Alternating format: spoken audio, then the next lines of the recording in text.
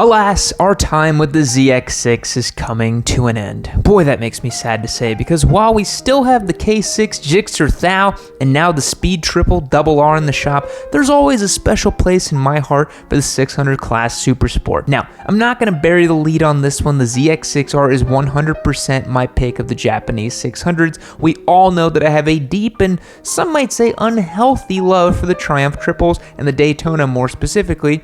But if and when my current Daytona's engine dies and the spare engine I have lying around dies, I will replace it with the ZX6. Parts are cheap, the bike goes zoom, and you can get brand new ones without ABS for 10 grand. I did a whole video on the track potential of the ZX6, so if you're looking at one for your next track day toy, check that video out for all the details. Today though, I wanted to take a look at the ZX6R as a package when you buy it used. Let's face it, a lot of folks out there are looking at picking up one of these bikes as their second bike, something to upgrade to after they've done a season or two on their first motorcycle. It's got plenty of power, nice street manners, and flashy sport bike looks, but buying a 600 is just a little bit different. You see, 600 people either weren't hugged enough as a kid or they were hugged too much and it warped their psyche into a human that thinks anodized parts everywhere and keyless gas caps and cheap rubber is alright.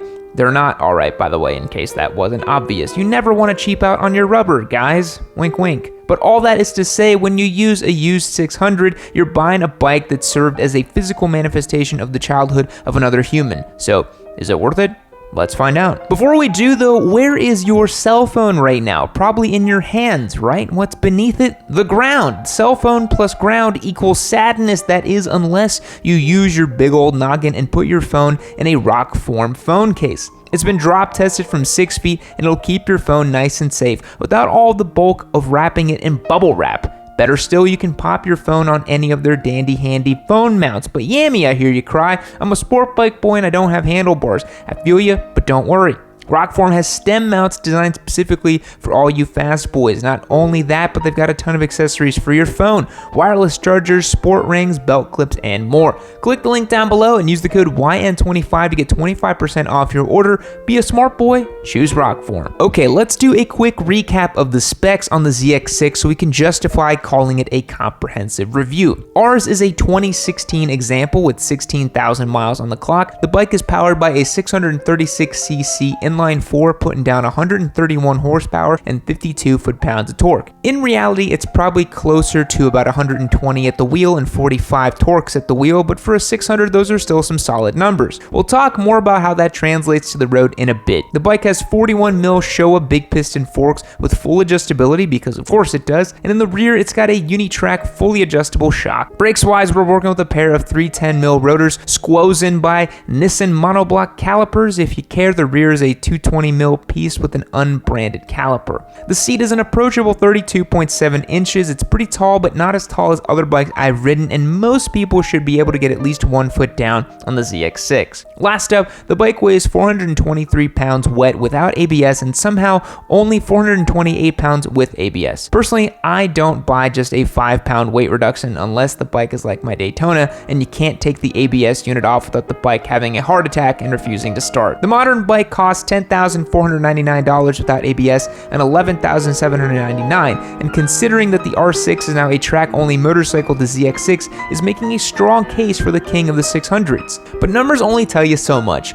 What's the bike like to ride? Well, it is a super sport. That means the ergonomics are pretty punishing for the average jaunt down the highway. Compared to the rest of the crop of the 600s, the ZX6 is pretty relaxed, but it is no RS660. The pegs are high, the bars are low, and the tank is wide. The bikes want you to ride in an attack position all the time and can get annoying. If you're looking to commute on a super sport, I would recommend you take a long, hard look at your life choices and then get another motorcycle. But if you're adamant, I would recommend a throttle lock so you can stretch out a bit and take your hand off the throttle. I've seen some people who are all about the 600 life lowering their pegs a bit, but unless you're never planning on going to the track ever, that's kind of a dumb idea. You want that clearance. On the highway or a straight road, the ZX6 is kind of miserable, but on a twisty road, it is a completely different animal. You'll be moving around in the seat, shifting your weight and leaning over, which takes your weight off your wrists, and the bike comes alive. The best part about the ZX6 for the street rider is the extra torque in the mid-range. Thanks to those extra cubes in the engine, you're getting a significant bump in torque. Don't get me wrong, it's not going to to be pulling power wheelies out of a corner like an MT-09, but it is not going to complain like an R6 below 10,000 RPM. You also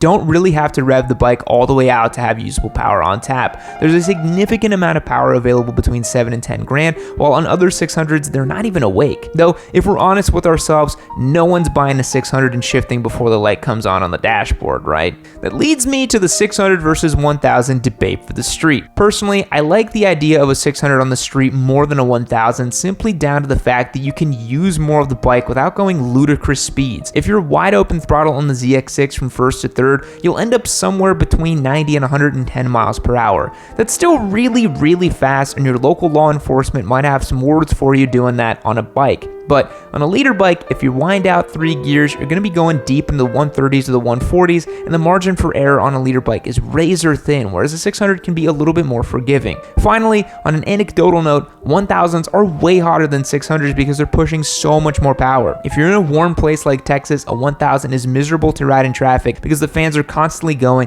and you're melting in your gear. One interesting thing about the ZX6 features that other 600s don't is a smattering of technology on the bike.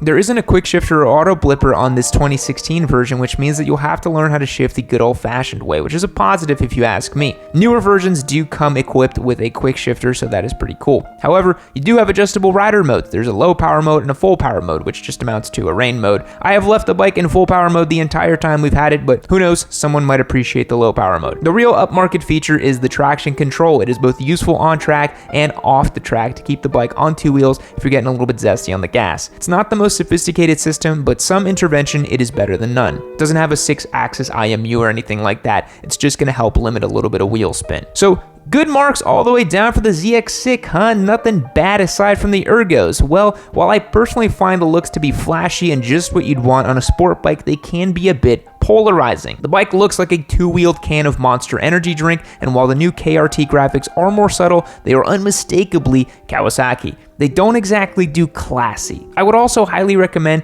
that you go through the effort of getting a flash for the bike. Yet is some extra expense. Yes, you have to mail the ECU off to a company, which means you won't be able to ride for like a week or two, but it is a night and day improvement. The throttle feel is so much more linear, the ignition timing is better, the fueling is better, and if you ask me, it is way better and easier than doing a piggyback fuel controller like a Power Commander. It'll void your warranty, but hey, we bought our used, so we don't have a warranty on it anyways. That brings me to the realities of purchasing a used 600. Like I mentioned earlier, no 600 leaves its previous owner without some level of 600 boy modification done to it.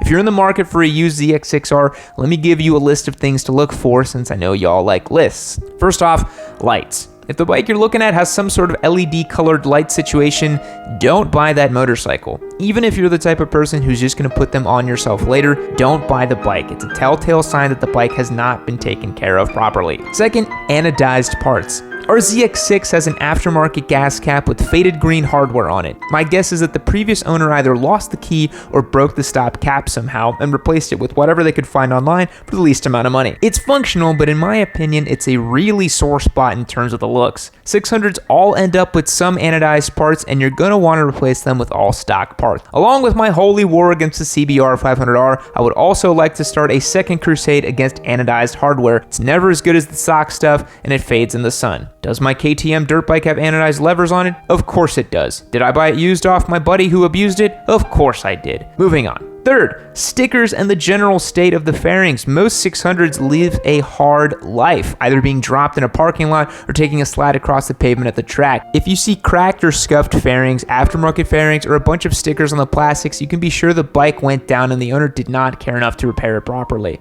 There are other red flags, but those are the biggies. If you're looking for a track bike, they don't matter so much, but for a street rider, they're probably deal killers. But let's start wrapping things up here. Is the ZX6R the best 600?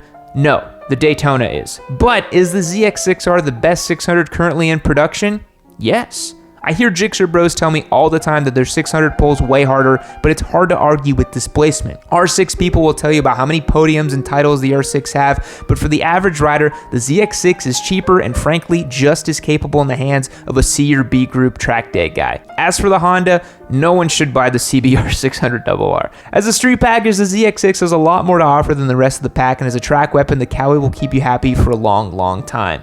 The ZX6R is a fantastic motorcycle. It is so much fun to ride around a racetrack, and it is equally as rewarding on the street as well. It is a 9 out of 10 motorcycle for me, and I've really enjoyed having it as a giveaway bike. Remember to be sure to sign up down below for yamanoob.co or shop.yamanoob.co and get entered to win the ZX6R, and I'll give you guys a hint for our next replacement motorcycle for the ZX6. It is another Kawasaki. Isn't that nice? Fact: a 150-year-old tree at the Ashikiga Flower Park is believed to be the oldest living wisteria in Japan. Goodbye.